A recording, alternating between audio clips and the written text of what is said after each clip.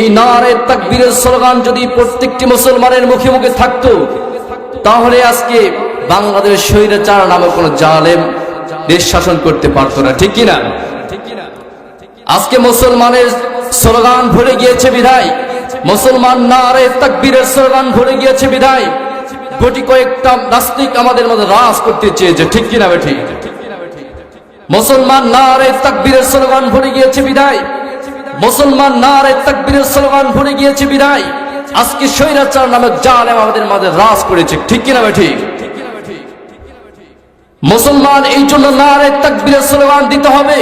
যদি মুসলমান ঠিক নারে তাকবীরের স্লোগান মুখরিত করত, ঠিক যদি খালিদ বিন ওয়ালিদের মতো স্লোগান নারে তাকবীর দিত, তাহলে নারে তাকবীরের স্লোগানে এলাকার যত উই পোকা সার পোকা তালে পোকা আছে সব পালায় যেত, ঠিক কিনা ঠিক?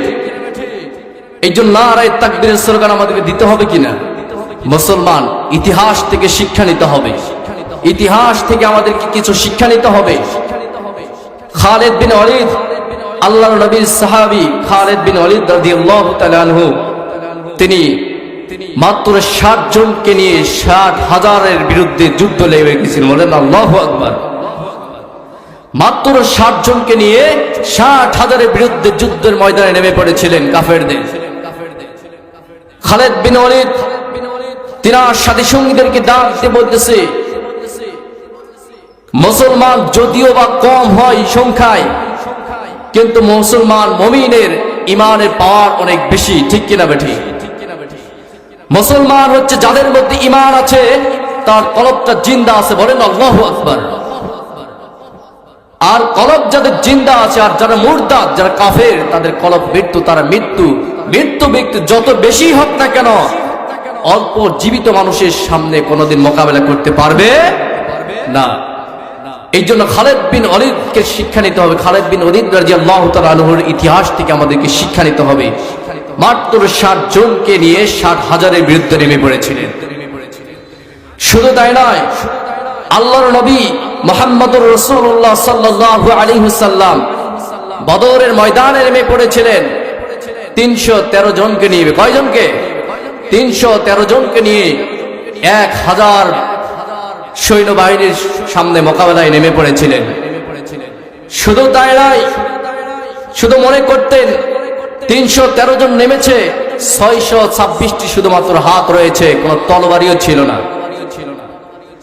সাহাবায়ে কেরামরা বর্ণনা করেন, আল্লাহর নবী সরকার দু আলম নবী মুহাম্মদুর রাসূলুল্লাহ সাল্লাল্লাহু আলাইহি ওয়াসাল্লাম যখন ময়দানে মাহশারে নেমে পড়েছিলেন, ঠিক তদরূপ ওই সময় আল্লাহ তাআলার উপর দরবারে হাত বাড়িয়ে দিয়েছেন। সাহাবায়ে কেরামরা বলেন, হাত একটিভাবে আস্তে আস্তে হাত উঠাইতে উঠাইতে এমন উপরে রাখলেন যে আল্লাহর নবীর বাগলের সাদা অংশগুলো দেখা পাচ্ছেন। বলেন সুবহানাল্লাহ।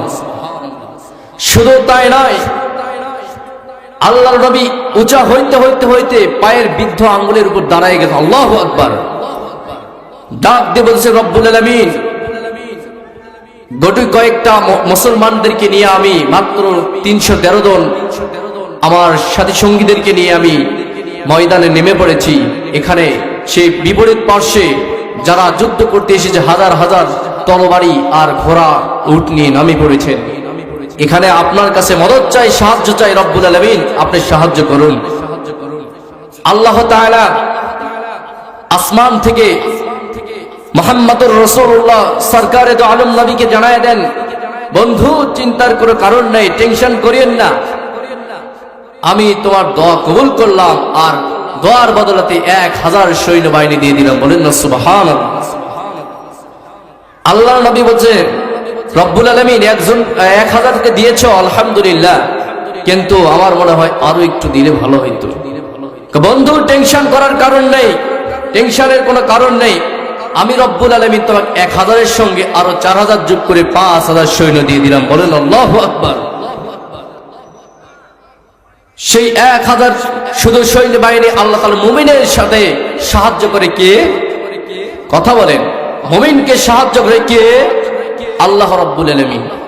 এই জন্য মুমিন যদিও বা কম হয়, যদি বাঘের মতো সিংহের মতো গর্জন দিয়ে তাকবীর দিতে পারে, ওই পোকা সার পোকা তাল পোকার কোন কারণ এখানে বাধা দিতে পারবে না। আজকে আমাদের মাঝে স্বৈরাচার নামক জালেম কত বড় শাসন করে গিয়েছে, আমরা কিছু করতে পারিনি, একমাত্র তাকবীরের ধ্বনি প্রকাশ করতে পারিনি বিধায়, ঠিক কিনা?